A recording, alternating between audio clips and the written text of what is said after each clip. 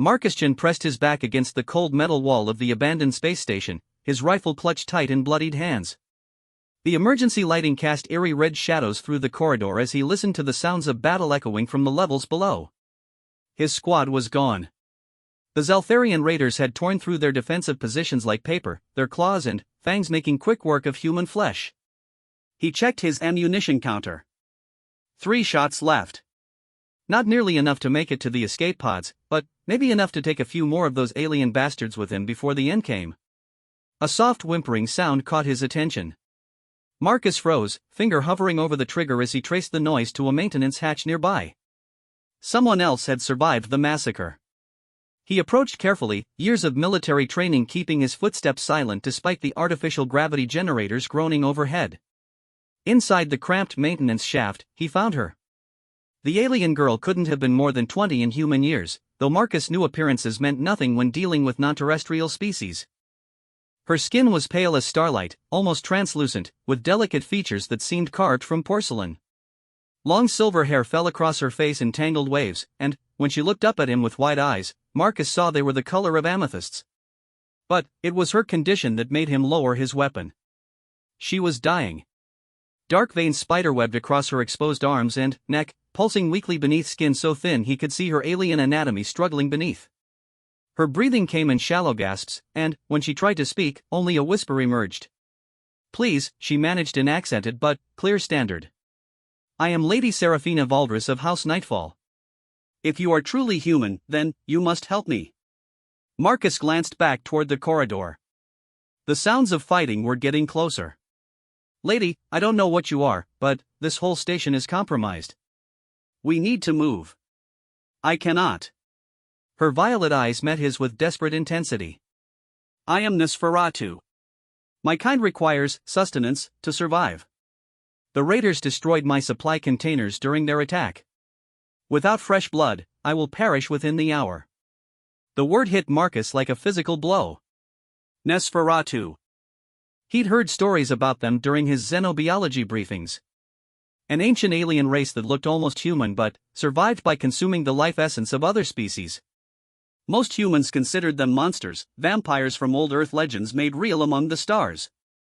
But, looking at this girl, this dying creature who'd asked for his help rather than simply attacking him, Marcus found those prejudices crumbling. "What kind of blood?" he asked, surprising himself. Seraphina's eyes widened with hope. Any living creature can provide temporary sustenance. But, for true healing, for genuine restoration. She hesitated, then met his gaze directly. "Human blood is most compatible with our physiology. It carries properties that other species lack." Another explosion rocked the station. Emergency klaxons began wailing as atmospheric pressure started dropping somewhere in the lower sections. They were running out of time. Marcus looked at the dying alien girl, then at his rifle, then back at her pale, desperate face. Every protocol he'd ever learned screamed at him to leave her behind. The Nosferatu were humanity's enemies, predators who saw other species as nothing more than food sources. Command would court-martial him if they knew he was even considering this. But Marcus had always been the kind of soldier who followed his conscience over his orders when lives were at stake.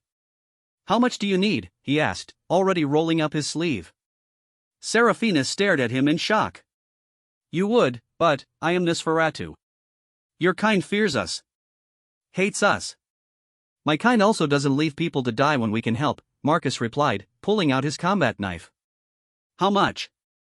"Not much," she whispered, tears forming in those strange purple eyes. "A few ounces would grant me strength enough to reach safety.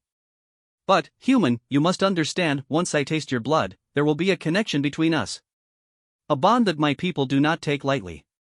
Marcus paused, knife poised over his forearm. "What kind of bond?" "I would be bound to protect you. To serve you. It is an ancient law among my kind, those who give their life essence freely become our sacred charge. I would owe you a debt that could never be fully repaid." The sounds of combat were getting closer. Marcus could hear the distinctive snarling of Zeltharian raiders as they swept through the upper levels, hunting for survivors. In minutes, maybe less, they would find this maintenance section. "Lady," he said, drawing a shallow cut across his forearm, "right now I'll settle for both of us getting off this station alive."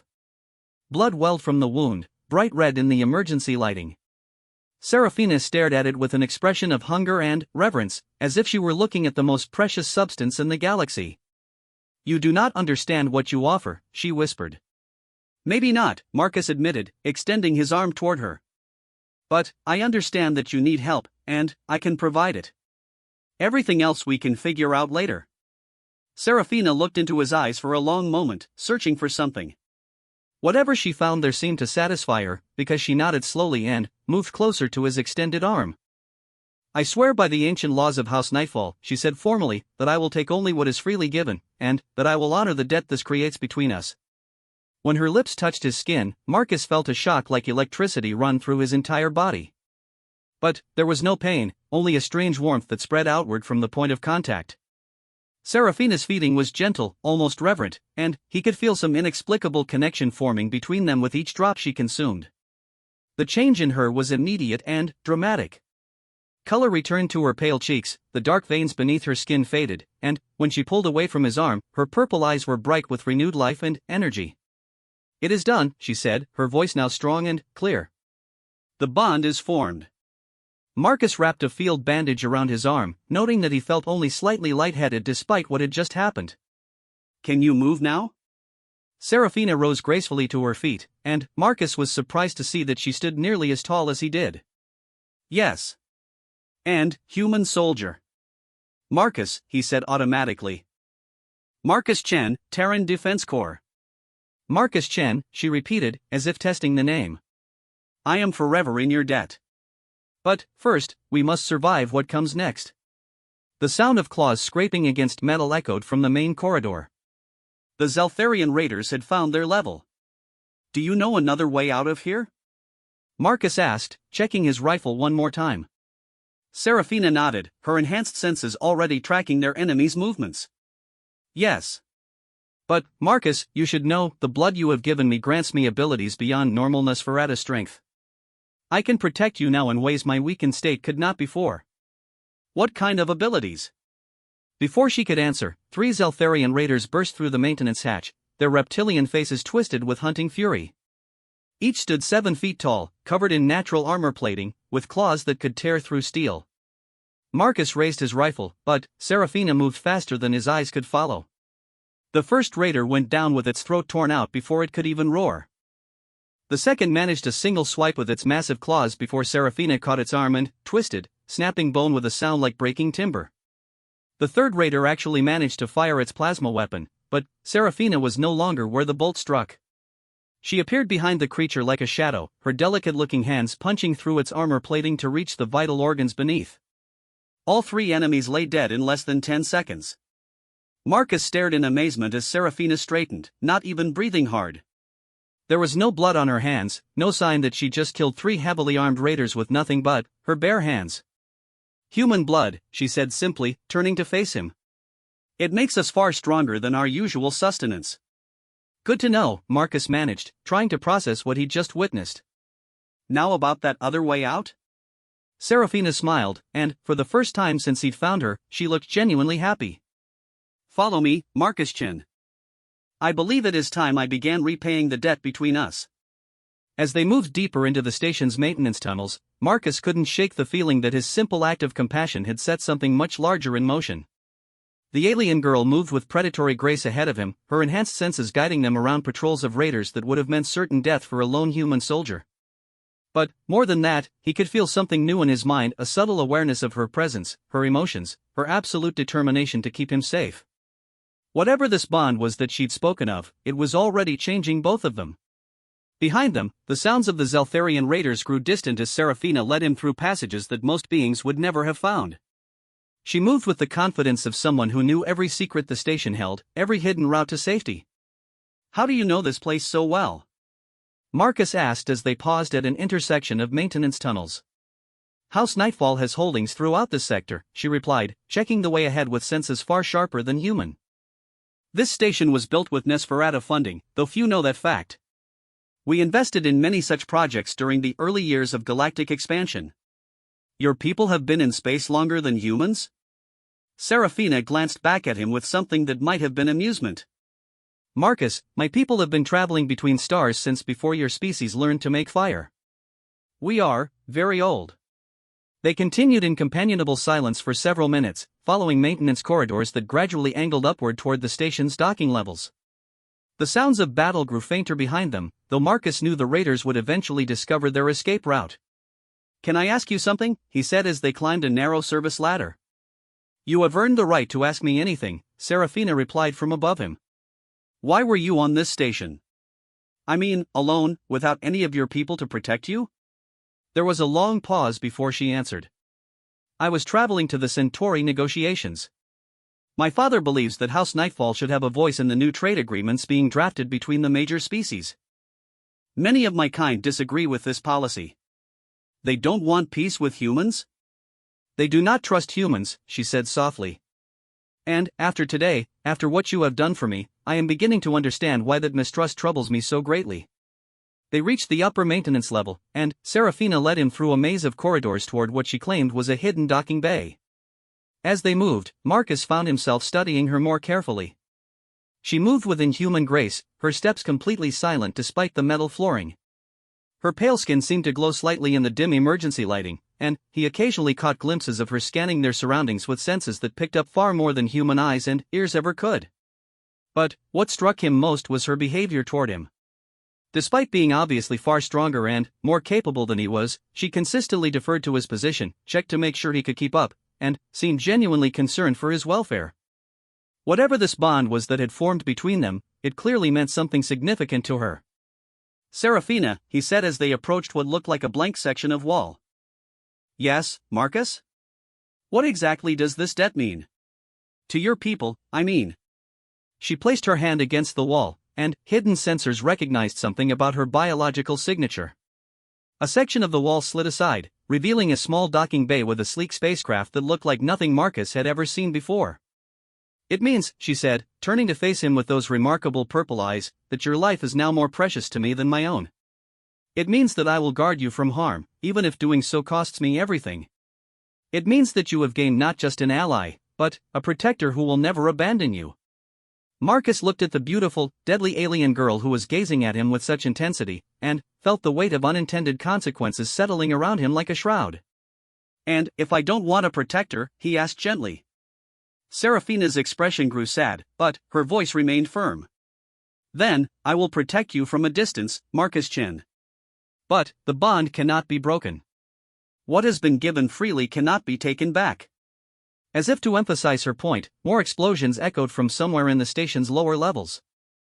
The Zeltharian raiders were systematically destroying everything they couldn't steal, leaving no trace of their presence except death and wreckage. We should go, Marcus said, looking at the alien spacecraft. Yes, Serafina agreed, but she didn't move toward the ship. Instead, she continued to study his face with those unsettling, beautiful eyes. What is it? He asked. I am trying to understand, she said slowly, why you helped me. Your species and mine have been enemies for centuries. We have taken human lives, consumed human blood, treated your people as little more than cattle when it suited our purposes. Yet when I was dying, when I was helpless, you chose to save me. Marcus considered the question seriously. It wasn't something he could easily explain, even to himself. Because you asked for help instead of just taking what you needed, he said finally. Because you were dying, and I could do something about it. Because. He paused, searching for the right words.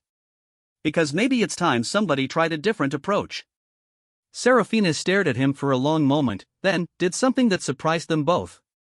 She smiled, not the predatory expression he'd seen when she killed the raiders, but something warm and genuine and entirely human-like. Perhaps, she said, the universe has been waiting for someone like you, Marcus Chen.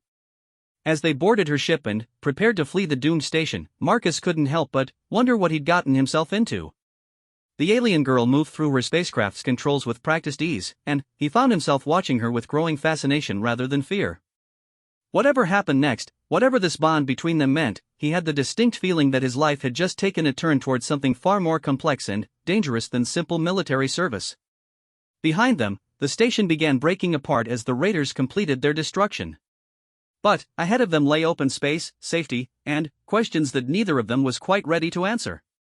The ship's engines hummed to life, and Serafina's hands danced across controls that looked like crystalline artwork rather than technology. As they pulled away from the dying station, Marcus caught sight of her reflection in the viewport, pale, beautiful, and utterly alien, yet somehow already familiar. "Where are we going?" he asked. "Somewhere safe," she replied, her enhanced senses monitoring both their ship's systems and the space around them for potential threats.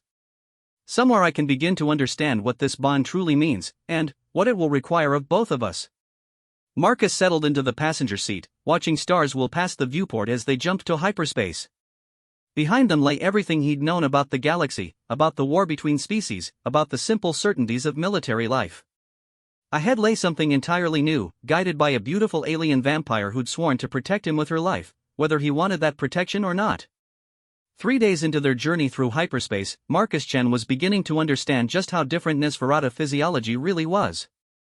Serafina hadn't slept once during their travels, instead spending her time monitoring their ship's systems, maintaining their course, and apparently thinking very deeply about subjects she wasn't quite ready to share. She'd also been watching him with an intensity that should have been unsettling but somehow wasn't. Marcus found himself oddly comfortable under her violet-eyed scrutiny, as if some part of his mind had already accepted her presence as natural and right. "We'll be dropping out of hyperspace soon," Serafina announced from the pilot's position, her delicate fingers moving across crystalline controls that hummed with alien technology. "I should warn you, where we're going may be unusual for a human."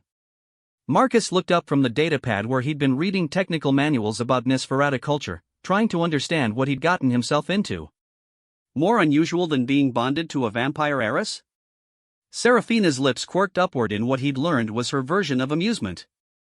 "House Nightfall maintains several safe havens throughout the galaxy.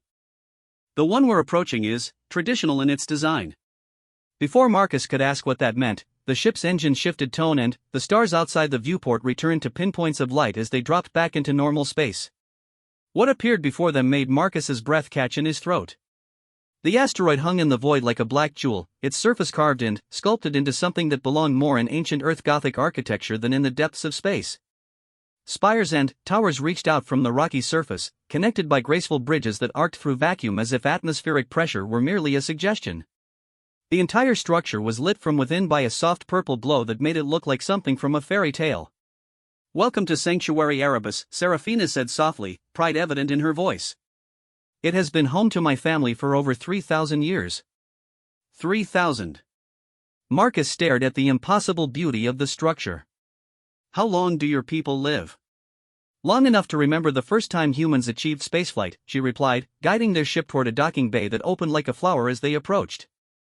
"My father was present at first contact between our species."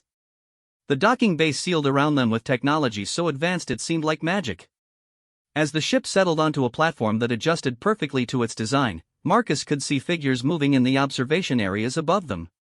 They were tall and pale like Serafina, dressed in flowing garments that seemed to absorb light rather than reflect it. "Your people," Marcus said, noting the way the observers focused on him with obvious interest. "Yes," Serafina replied, but there was tension in her voice now. "Marcus, I must warn you about something before we disembark. The bond between us is unprecedented. Never in the recorded history of House Nightfall has a human freely offered their blood to one of our kind. This will create considerable interest among my people." "What kind of interest?" Serafina shut down the ship's systems with practiced efficiency, but Marcus could see something like nervousness in her movements. "Some will see you as a curiosity to be studied. Others may view you as a potential threat to our traditional ways. And, still others." She paused, meeting his eyes directly. "Others may see you as an opportunity." Before Marcus could ask what she meant by that, the ship's airlock cycled open and they were greeted by a delegation of Nosferatu nobility that made Marcus feel profoundly underdressed in his military fatigues. The leader was clearly related to Serafina, the same pale beauty, the same violet eyes, but with an air of age and authority that spoke of centuries of command. His dark hair was streaked with silver, and, when he smiled, Marcus caught a glimpse of fangs that were definitely not decorative. "Daughter," the man said in a voice like aged whiskey, "you returned to us under circumstances we did not expect." "Father," Serafina replied formally, inclining her head in what Marcus recognized as a gesture of respect. "May I present Marcus Chen of the Terran Defense Corps? He is my bonded protector, freely given and freely accepted." The silence that followed this announcement was profound. Marcus could feel the weight of dozens of alien eyes studying him, measuring him, trying to understand what he represented. Some of the expressions he saw ranged from curious to openly hostile. Freely given, the elder Nosferatu repeated slowly, as if testing the words. Show us. Serafina pushed back her hair to reveal the side of her neck, where Marcus was surprised to see a mark he didn't remember noticing before, two small puncture scars that seemed to glow faintly with their own light. A collective intake of breath came from the assembled Nosferatu. Several of them stepped closer, and Marcus found himself instinctively moving to place himself between them and Serafina before he even realized what he was doing. The protective impulse surprised him, but what surprised him more was the approval he saw in the elder's eyes at his reaction. Fascinating, the man murmured. The bond manifests in both directions. Human, I am Lord Vladislav Nightfall, Serafina's sire and head of this house. You have done something today that may change the course of history between our peoples. Sir, Marcus replied, falling back on military courtesy, I just helped someone who needed it. Lord Vladislav's expression grew thoughtful. Just helped someone. How wonderfully simple you make it sound. He turned to address the assembled crowd. Let it be known that Marcus Chen is a guest of House Nightfall, under our protection and bound to our daughter by laws older than human civilization. Any who would harm him answer to me personally. The crowd dispersed with obvious reluctance, though Marcus caught several Nosferatu lingering to study him with expressions he couldn't quite interpret. Come, Serafina said, taking his arm with casual familiarity that felt surprisingly natural. I'll show you to quarters where you can rest while I speak with my father about complications. As they walked through corridors that seemed carved from single pieces of dark stone, Marcus found himself marveling at the artistry of their surroundings. Every surface was decorated with intricate patterns that seemed to shift and flow when viewed peripherally. Soft lighting emanated from the walls themselves, creating an atmosphere that was both beautiful and otherworldly. Your home is incredible, he said as they passed through a garden area where plants from dozens of different worlds grew in carefully tended arrangements. Thank you, Serafina replied, genuine pleasure in her voice. It has been lonely for many years. It will be pleasant to share it with someone who can appreciate its beauty. She led him to a suite of rooms that would have been luxurious in any human facility, but here felt almost modest given the grandeur of everything else he'd seen. The furnishings were clearly designed for someone his size rather than the typical Nosferatu height, and he realized the rooms had been prepared specifically for him. How did they know to set this up, he asked. Serafina looked embarrassed. I may have sent word ahead during our journey. I wanted to ensure you would be comfortable. Marcus sat down on what appeared to be a perfectly normal human-style bed and looked up at the beautiful alien who'd somehow become the center of his universe. Serafina, what exactly happens now? I mean, I'm a soldier in the middle of a war. I have duties, obligations. She moved to a window that looked out over the asteroid's interior spaces, where he could see Nosferatu moving through their daily lives with the same casual grace she displayed. Marcus, there are things you do not yet understand about what is passed between us. The bond we share is not simply a debt of honor. It is a fundamental change in both our natures. What kind of change? Serafina turned back to face him, and, in her violet eyes he saw something that looked like fear. I can feel your emotions, your physical state, your general location anywhere in the galaxy. If you are threatened, I will know instantly. If you are harmed, I will feel your pain as if it were my own. Marcus considered this revelation. It explained the constant awareness he'd had of her presence since leaving the station, the way he seemed to know when she was troubled or thoughtful even when she wasn't speaking. And, me, he asked. What do I get from this arrangement? You gain a protector who will never abandon you, never betray you, and who possesses abilities that most humans would consider supernatural. You also gain. She hesitated, then continued more softly. You gain extended lifespan. The bond changes your physiology gradually, making you more resistant to disease, injury, and aging. That was not what Marcus had been expecting to hear. How much more resistant? Difficult to say. There are no precedents for this specific type of bond with a human. But, theory suggests you could live for several centuries, possibly longer. Marcus stared at her, trying to process the implications of what she'd just told him. Centuries. Yes. Which brings us to the complications I mentioned. Serafina moved to sit across from him, her expression grave. Marcus, you must understand that among my people, bonds like ours are typically formed between Nosferatu of compatible social standing. The fact that you are human, and a military human at that, presents certain political difficulties. Before Marcus could ask what she meant, a soft chime indicated someone was requesting entry. Serafina rose gracefully and activated the door controls, revealing a Nosferatu female who looked like she could be Serafina's sister. Lady Liliana, Serafina said formally, though Marcus detected tension in her voice. To what do I owe this visit? The newcomer glided into the room with predatory grace, her dark eyes fixed on Marcus with undisguised interest. She was strikingly beautiful in the same otherworldly way as Serafina, but, where Serafina projected warmth and compassion, this woman radiated cold calculation. I came to meet the human who has captured our dear Serafina's attention so completely, Liliana said, her voice carrying an accent that sounded like ancient Earth aristocracy. How fascinating to find a mere mortal in quarters typically reserved for honored guests of the house. Marcus stood, military instincts warning him that he was looking at a potential threat despite her beautiful appearance. Lady Liliana, I'm Marcus Chun. Oh, I know exactly who you are, Liliana replied, circling him with the casual interest of someone examining a particularly interesting specimen. The question that concerns the entire house is what you represent to our future. Liliana, Serafina said sharply, Marcus is under my protection. Of course he is, dear cousin, Liliana replied with a smile that didn't reach her eyes. But, protection from what? From those who might harm him? Or from those who might utilize the unique opportunity he represents? Marcus felt a chill run down his spine as he began to understand what the woman was implying. What opportunity would that be? Liliana's smile widened, revealing fangs that seemed longer and sharper than Serafina's. Why, the opportunity to study the bond between human and Nosferatu physiology, of course. To understand how such a connection might be replicated with other humans. To explore the possibilities for expanding our understanding of cross-species relationships. You want to experiment on him, Serafina said flatly, and Marcus could see anger building in her violet eyes. Experiment is such an ugly word, Liliana replied. I prefer to think of it as research for the betterment of both our species. After all, if one human can form such a bond, why not others? Think of the implications for our people's future.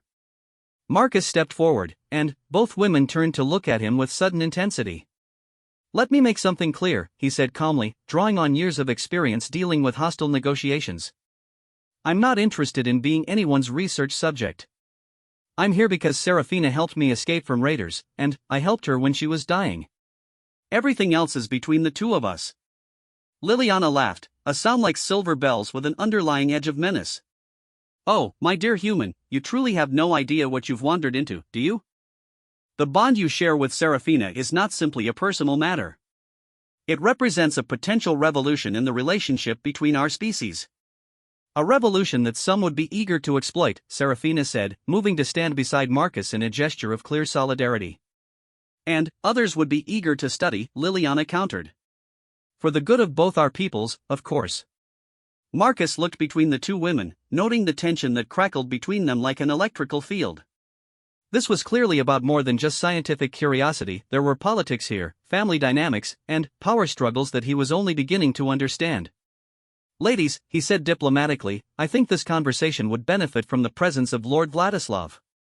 If there are decisions to be made about my status here, I'd prefer they be made by someone with the authority to enforce them. Liliana's eyes narrowed slightly, but her smile remained in place. How wonderfully practical of you, human.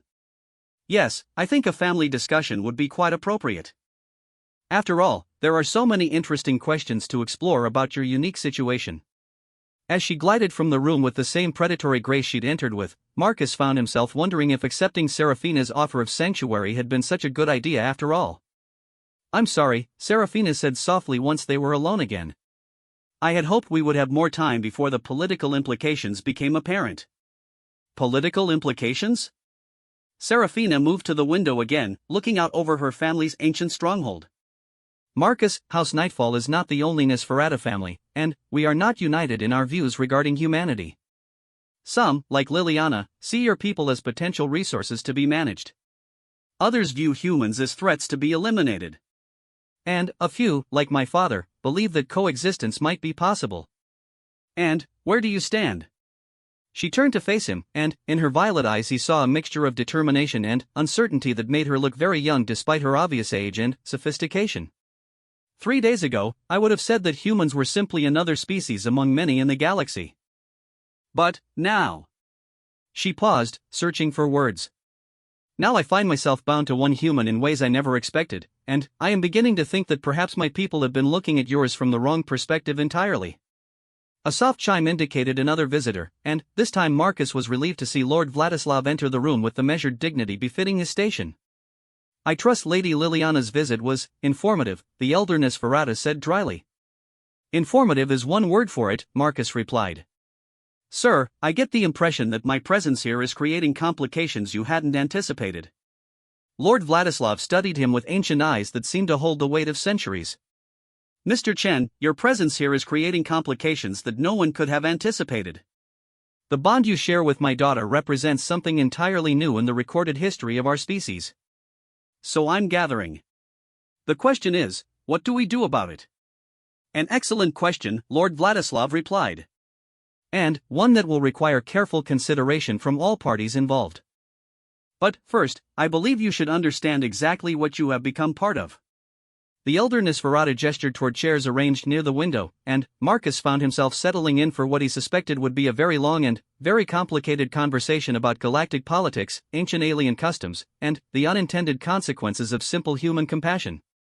Outside the window, the interior spaces of the asteroid stronghold pulsed with the soft purple glow of Nosferatu technology, beautiful and alien and utterly removed from anything Marcus had ever known. But, beside him sat Seraphina, her presence a constant warm awareness in the back of his mind, and, despite all the complications and uncertainties ahead, Marcus found himself thinking that maybe getting involved with a vampire heiress hadn't been such a bad decision after all. Even if it did seem likely to get him killed. The attack came at what humans would call dawn, though time had little meaning in the depths of space. Marcus woke to klaxons wailing through Sanctuary Erebus and Seraphina's voice cutting through his dreams with urgent intensity. Marcus, we must move. Now. He rolled out of bed, military training taking over before his mind fully processed the situation. Seraphina stood silhouetted in the doorway, no longer dressed in the elegant robes he'd grown accustomed to seeing her wear. Instead, she wore form-fitting black armor that seemed to absorb light, and, in her hands was a weapon that looked like crystallized starlight. What's the situation? He asked, pulling on his boots and checking his sidearm. Zeltharian raiders have found us, she replied, her enhanced senses tracking threats he couldn't even perceive. But, not just any raiders, these bear the mark of the Blood Moon Syndicate. Marcus frowned as he followed her into the corridor, noting the organized evacuation happening around them. Nosferatu civilians moved with practiced efficiency toward interior shelters, while armed guards took defensive positions that spoke of long preparation for this possibility.